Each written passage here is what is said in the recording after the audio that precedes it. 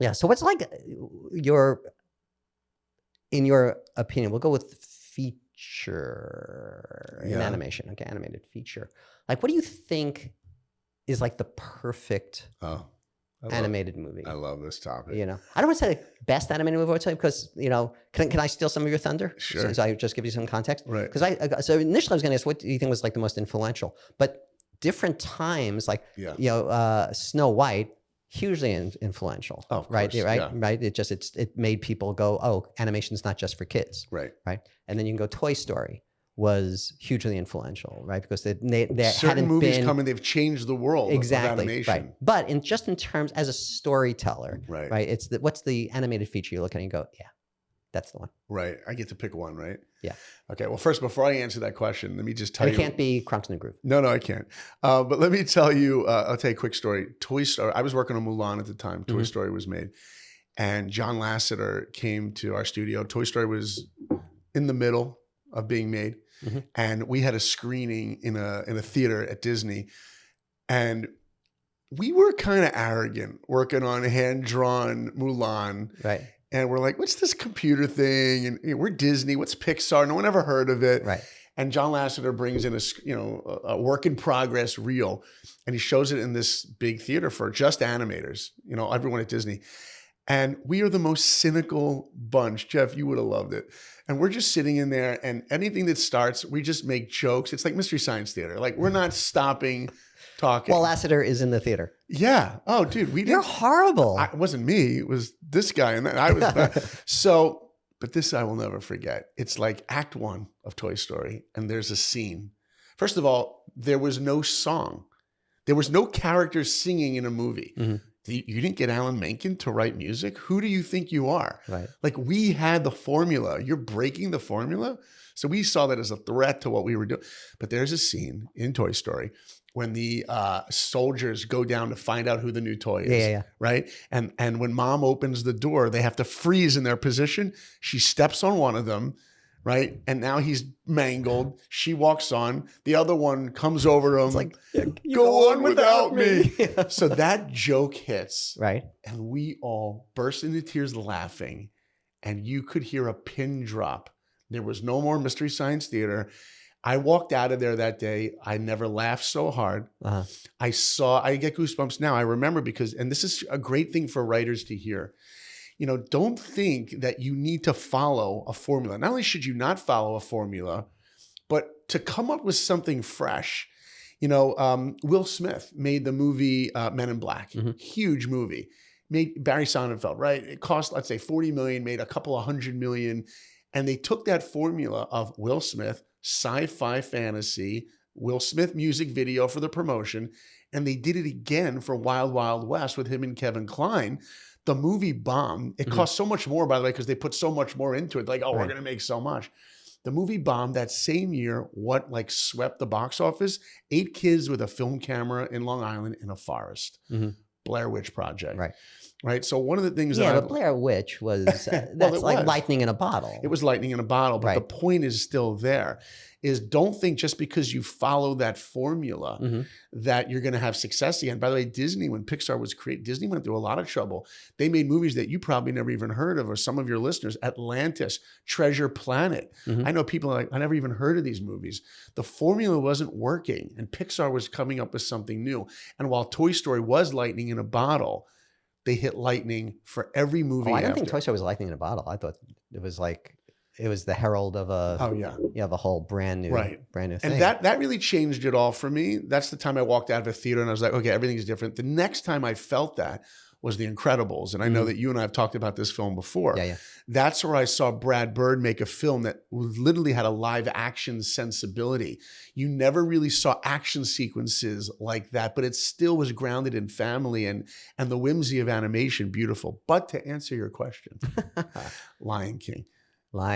That's the movie for me. That's the movie that, even though it was not written or directed by lions. Right, exactly. Yeah, and by the way, you would never get that today, right? Matthew Broderick, white guy doing it, right? Yeah. So times have changed. And by the way, I remember Disney had a lot of backlash on that film, that there weren't more African-American creators on the project. It hasn't been easy for Disney, but let's just talk about that film for a second. That was the movie that, first of all, it was not an Alan Menken film. Alan Menken wrote the music to Little Mermaid, Beauty and the Beast, Aladdin, Hunchback, skipped over Lion King, which it was Elton John. It was Elton John, right, with Hans Zimmer. And that movie, Lion King, became the biggest movie of all time, BF, before Frozen, right? And the reason I chose that movie for the answer is because Lion King had something so primal in it, Jeff. It wasn't because we love movies about lions. It's because that movie gave us a taste of our own potential. When you watch Simba climbing that mountain at the end of the movie after his father died, hopefully I didn't spoil it for anybody. Whoa. Yeah, it's 40 years ago, people. If you haven't seen The Lion King, you deserve to have it ruined. It's not 40 years, is it? I mean, it's like 94. How many years ago was that? 30? I'm not a math guy. Is it 30?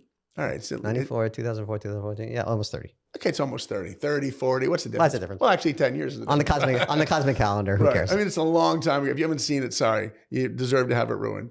But that movie showed us that greatness is not being able to do whatever you want in life. You know, Simba thinks in the beginning, I just can't wait to be king.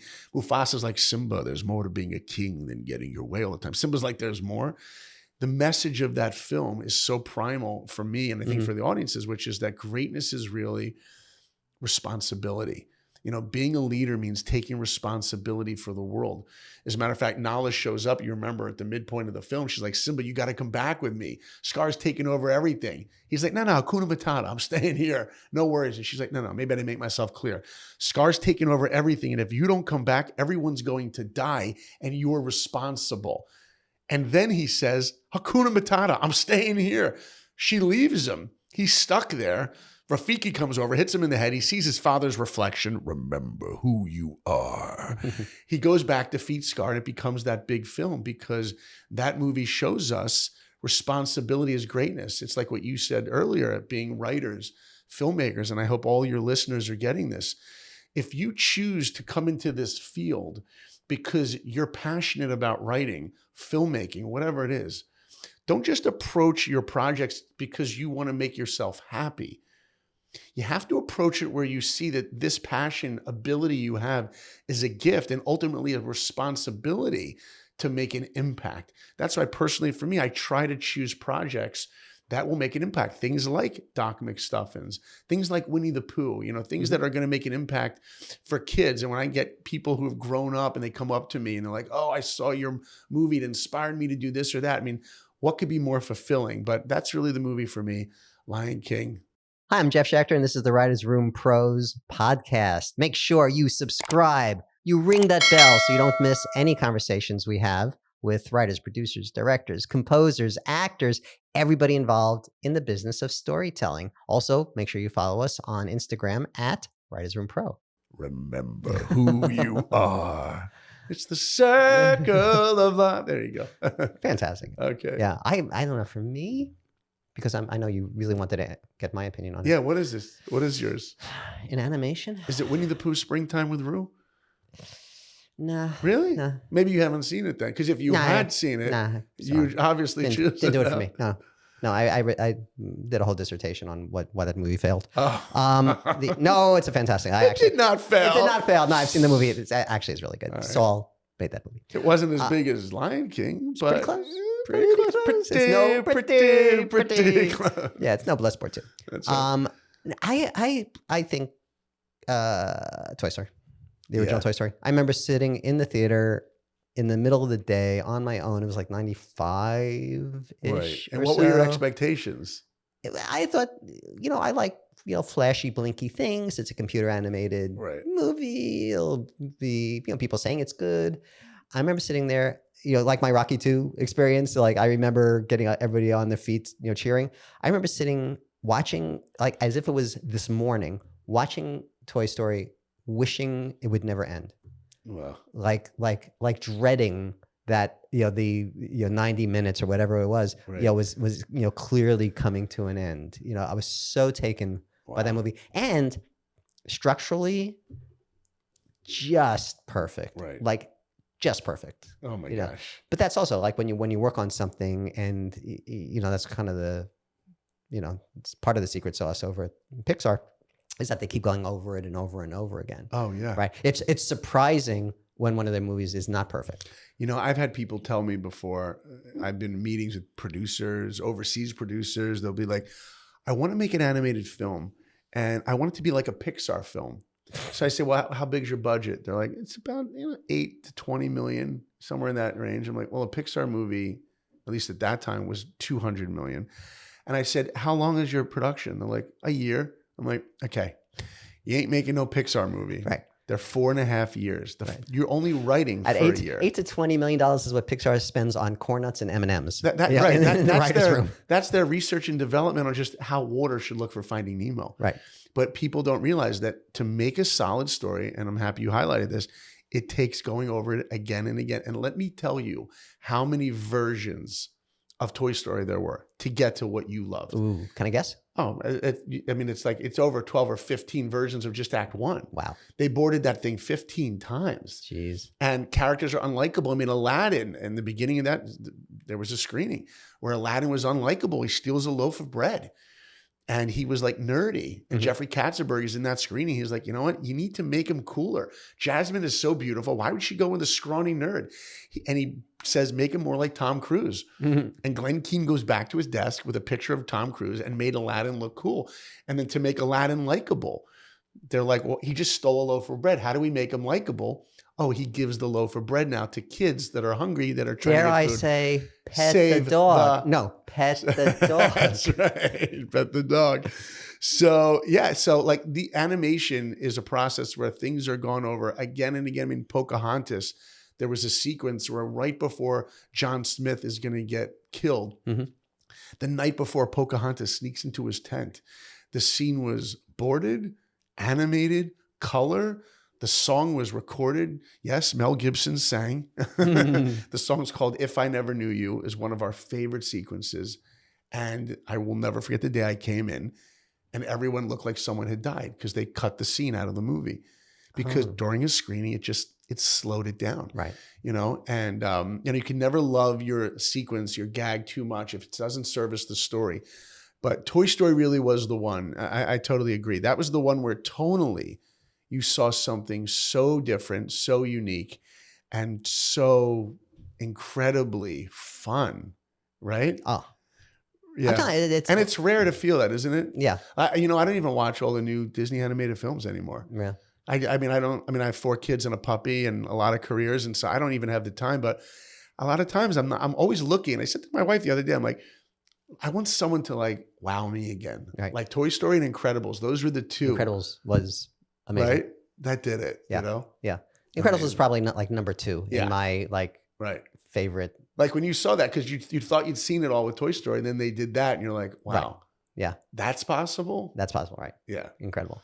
So Saul, please, whoever's listening, show us in the future what's possible. Right? Wow. Super inspirational. There you go. Right. That's very life of awesome of you. There you go. Oh, see, he's brought it right back around. Plug it again. You don't want a life that's good. You don't want a life that's great. You want a life that's awesome.